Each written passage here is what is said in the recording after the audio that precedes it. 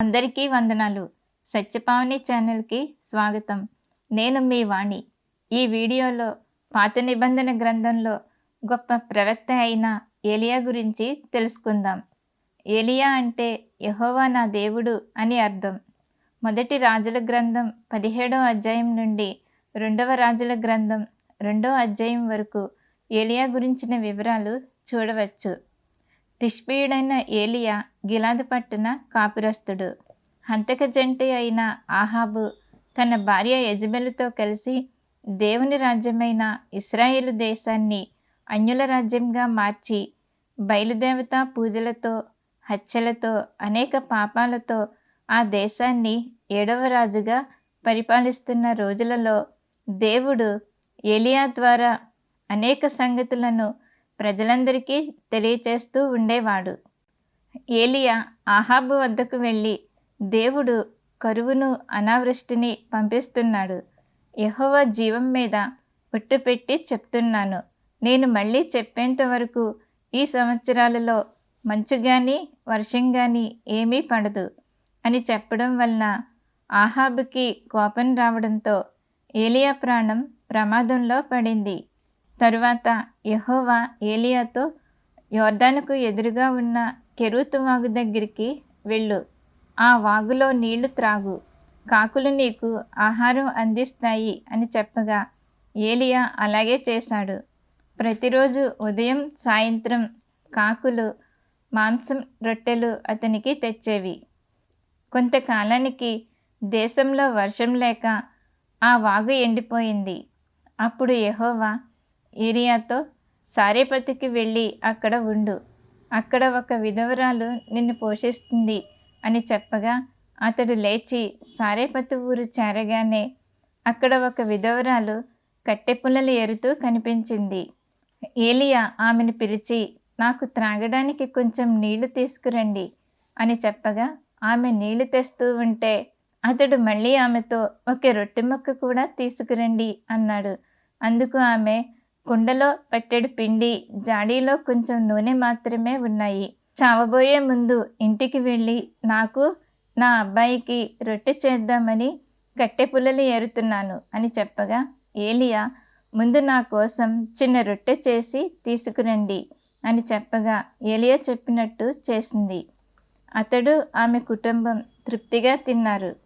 యెహోవా చెప్పినట్లు ఆ కుండలో పిండి తగ్గిపోలేదు, జాడీలో నూనె అయిపోలేదు. కొంతకాలం తర్వాత ఆ విధవరాలి కుమారుడికి జబ్బు చేసి ప్రాణం విడిచాడు. ఆమె ఏలియాతో, దేవుని మనుషులైన మీరు నా అపరాధములు జ్ఞాపకం చేసి నా కొడుకుని చంపడానికి వచ్చారా అనగా అతడు ఆమె కొడుకుని తీసుకుని హత్తుకొని, యెహోవా నా దేవా, ఈ పిల్లవాడికి ప్రాణం తిరిగి రానిమ్మని ప్రార్థించగా పిల్లవాడికి ప్రాణం తిరిగి వచ్చి బ్రతికాడు. ఆ స్త్రీ ఏలియాతో, మీరు నిజంగా దేవుని మనుషులు, మీ నోట ఉన్న యెహోవా వాక్కు సత్యమేనని సంతోషించింది. చాలా రోజుల తరువాత 3వ సంవత్సరంలో యెహోవా ఏలియాతో, నీవు వెళ్ళి ఆహాబుకు కనబడు, అప్పుడు నేను దేశం మీద వర్షం కురిపిస్తానని చెప్పగా ఏలియా బయలుదేరాడు. యెహోవా పట్ల భయభక్తులు కలిగిన ఓబద్యా ఆహాబు ఇంటికి గృహ నిర్వాహకుడిగా ఉండేవాడు. షోమ్రోనులో కరువు తీవ్రం కావడంతో ఆహాబు రాజు ఓబద్యాను పిలిచి, మన గుర్రాలు, కంచెరగాడిదలు చనిపోకుండా దేశంలో ఎక్కడైనా గడ్డి దొరుకుతుందేమో, నీవు ఒక భాగం వైపు నేను ఒక భాగం వైపు వెళదాం అని చెప్పగా ఓబద్యా దారిన వెళుతుండగా ఏలియా ఎదురుపడ్డాడు. వెంటనే ఓబద్యా సాష్టాంగపడి, మీరు నా యజమానులైన ఏలియా కదా అన్నాడు. అవును, ఏలియానే, నీ యజమానితో ఏలియా ఇక్కడ ఉన్నాడని చెప్పమనగా ఓబద్యా ఆహాబును కలుసుకొని ఈ విషయం తెలియచేశాడు. ఆహాబు ఏలియాని కలిసి, ఇశ్రాయేలు ప్రజలను కష్టపెట్టేది నీవే కదా అన్నాడు. అందుకు ఏలియా, నేను కాదు, యెహోవా ఆజ్ఞలను పెడచెవిన పెట్టి బయలుదేవతలను అనుసరిస్తున్న మీరు, మీ వంశం వారు అని చెప్పి ఇశ్రాయేలు ప్రజలందరినీ కర్మెలు పర్వతానికి రప్పించు. అలాగే నీ భార్య పోషిస్తున్న 450 మంది బయలుదేవుడి ప్రవక్తలను, 400 మంది అషేరాదేవి ప్రవక్తలను కూడా రప్పించు అని చెప్పగా ఆహాబు కర్మెలు పర్వతం మీదకి అందరినీ సమకూర్చాడు. ఏలియా ప్రజలందరితో ఇలా అన్నాడు, యెహోవా ప్రవక్తల్లో నేను ఒక్కడినే మిగిలాను. బయలుదేవుడి 450 మంది ప్రవక్తలకు నాకు 2 ఎద్దులు ఇవ్వండి. ఎవరైతే కట్టెలకు నిప్పు పెట్టకుండా ముక్కలుగా చేసిన ఎద్దును కాలుస్తారో వాళ్ళ దేవుడే నిజమైన దేవుడు అని చెప్పగా ప్రజలందరూ ఇది మంచి మాట అని జవాబిచ్చారు. అప్పుడు ఏలియా బయలుదేవుడి ప్రవక్తలను చూసి, ముందుగా మీరు ఒక ఎద్దును తీసుకొని నిప్పు అంటించకుండా బయలుదేవుడి పేర ప్రార్థన చేయాలి అని చెప్పగానే ఆ ప్రవక్తలు ఎద్దుని సిద్ధం చేసి కట్టెల మీద పెట్టి ఉదయం నుంచి మధ్యాహ్నం వరకు బయలుస్వామి మాకు సమాధానం ఇవ్వు అంటూ ఎంత మొరపెట్టుకున్నా వాళ్లకు సమాధానం రాలేదు. వాళ్ళ అలవాటు చొప్పున రక్తధారలయ్యే వరకు కత్తులతో ఈటెలతో తమను తాము గాయపరుచుకుంటూ పూనకం వచ్చి పిచ్చి పట్టిన వాళ్ళలాగా బలిపీఠం చుట్టూ చిందులు త్రొక్కడం మొదలుపెట్టారు. అయినా వాళ్లకు జవాబు రాలేదు, ఏ స్వరము వినబడలేదు. అప్పుడు ఏలియా 12 రాళ్ళు తీసుకొని యెహోవా పేర బలిపీఠం సిద్ధం చేసి దాని చుట్టూ పెద్దగా కందకం త్రవ్వాడు. కట్టెలు పేర్చి ఎద్దును ముక్కలుగా కోసి కట్టెల మీద పెట్టాడు. 4 కుండల నిండా నీళ్లు తెచ్చి హోమబలి మీద కట్టెల మీద పోయండి అని ప్రజలతో చెప్పగా వాళ్ళు అలాగే చేశారు. మరో 2 సార్లు నీళ్లు అలా పోయమని చెప్పగా వాళ్ళు అలాగే చేశారు. నీళ్లు వేదిక మీద నుంచి కందకం వరకు పొర్లి పారాయి. సాయంత్రం నైవేద్యం పెట్టే సమయాన ఏలియా బలివేదికను సమీపించి, అబ్రాహాము, ఇస్సాకు, ఇశ్రాయేలు దేవా, నేను నీ సేవకుడిని, నీ ఆజ్ఞ ప్రకారమే నేనిదంతా చేశానని వీళ్ళకి వెల్లడి చెయ్యి. నీవే నిజమైన దేవుడవని తెలియచెయ్యి. నాకు జవాబు ఇవ్వు అని ప్రార్థించగానే యెహోవా నుంచి మంటలు దిగివచ్చి బలిని, కట్టెలను, రాళ్లను, మట్టిని దహించి వేశాయి. ప్రజలంతా ఇది చూసి సాష్టాంగపడి యెహోవాయే దేవుడు, యెహోవాయే దేవుడు అన్నారు. ఏలియా బయలుదేవత ప్రవక్తలను పట్టుకోమని ప్రజలతో చెప్పి వాళ్ళని కీషోను వాగు ఒడ్డుకి తీసుకువెళ్ళి అక్కడ వధించాడు. తరువాత నీవు ఇంటికి వెళ్ళి భోజనం చెయ్యి అని ఆహాబుకు చెప్పి ఏలియా కర్మెలు పర్వత శిఖరం మీదకి వెళ్ళి తలను మోకాళ్ళ మీద ఉంచుకొని తన పరిచారకుడితో, నీవు మెరక మీదకి వెళ్ళి సముద్రం వైపు చూడు అన్నాడు. అతడు ఏమీ కనిపించటం లేదు అని అనగా ఏలియా 7 సార్లు అలా వెళ్ళి చూడు అన్నాడు. 7వసారి అతడు సముద్రం నుంచి మబ్బులేస్తూ ఉంది అన్నాడు. ఈలోగా ఆకాశం నుండి ప్రచండ వర్షం కురిసింది. ఈ విషయాలన్నీ ఆహాబు తన భార్య యెజెబెలుతో చెప్పగా ఆమె వార్తాహరుడితో, రేపు ఈ వేళకు నిన్ను కూడా ఇలాగే చంపుతాను అని ఏలియాకు కబురు పంపింది. ఏలియా తన దాసుడిని తీసుకుని బెయేర్షెబాకు చేరి తన దాసుడిని అక్కడ ఉండమని చెప్పి ఒక దిన ప్రయాణము అరణ్యంలోనికి వెళ్ళి ఒక రేగు చెట్టు కింద కూర్చొని మరణాపేక్ష కలవాడై, యెహోవా నా ప్రాణం తీసుకోమని ప్రార్థించి నిద్రించుచుండగా ఒక దేవదూత వచ్చి అతడిని ముట్టి, నీవు లేచి భోజనం చేయమని చెప్పగా అతడు లేచి చూడగా తల దగ్గర రాళ్ల మీద కాల్చిన ఒక రొట్టె, నీళ్ల బుడ్డి కనిపించాయి. భోజనం చేసి నిద్రించగా యెహోవా దూత 2వ మారు వచ్చి, నీ శక్తికి మించిన ప్రయాణం నీవు చేయవలసి ఉంది, నీవు లేచి భోజనం చేయమని చెప్పగా అతడు లేచి భోజనం చేసి ఆ బలముతో 40 రాత్రింబగళ్ళు నడుస్తూ దేవుని పర్వతం అని పేరు పెట్టబడిన హోరేబు చేరుకుని ఒక గుహలో బస చేయగా యెహోవా వాక్కు అతనికి ప్రత్యక్షమై, ఏలియా ఇక్కడ నీవేమి చేయుచున్నవని అడగగా అతడు, ఇశ్రాయేలు వారు నీ నిబంధనను త్రోసివేసి నీ బలిపీఠములను పడగొట్టి నీ ప్రవక్తలను ఖడ్గంతో హతం చేశారు.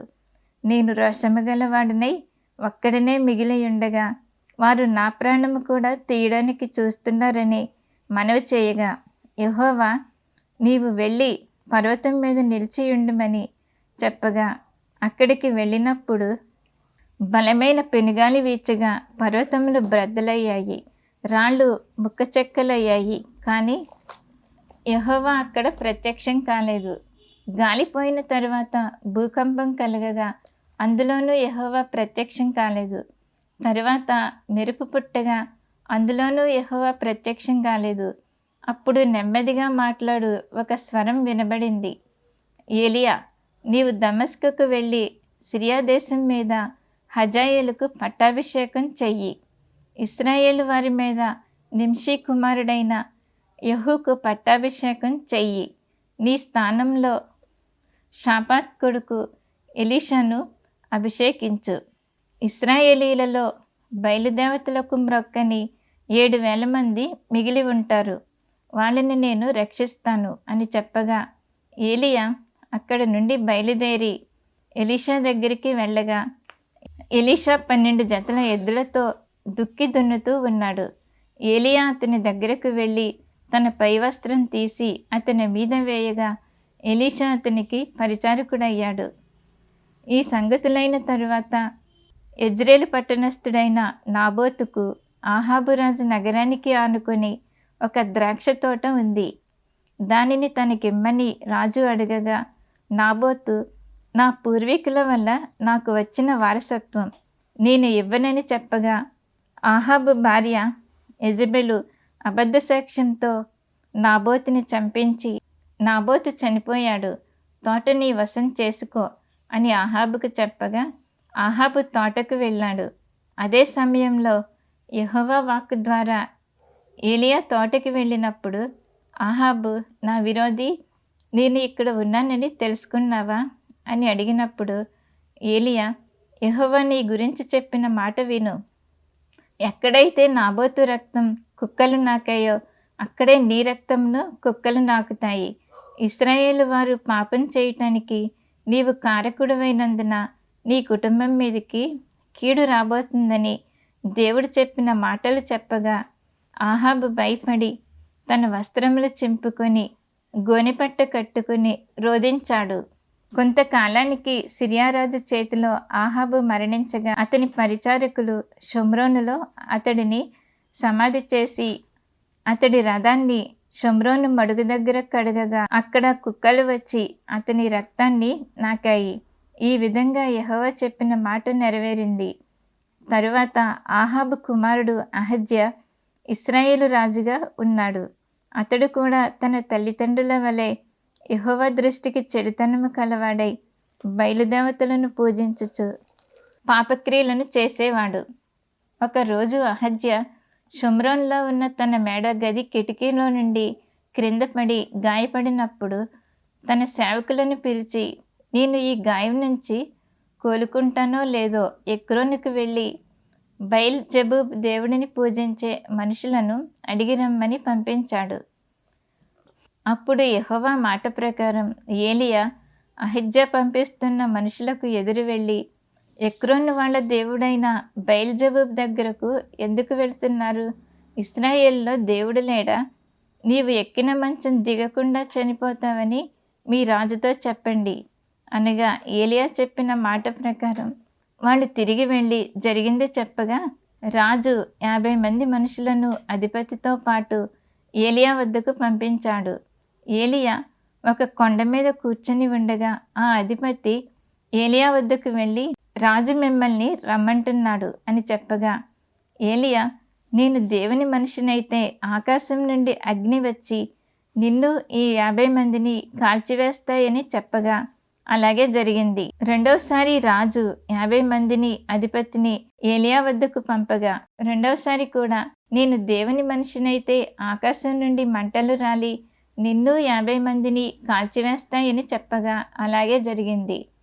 రాజు మూడవసారి 50 మందిని అధిపతిని పంపించాడు.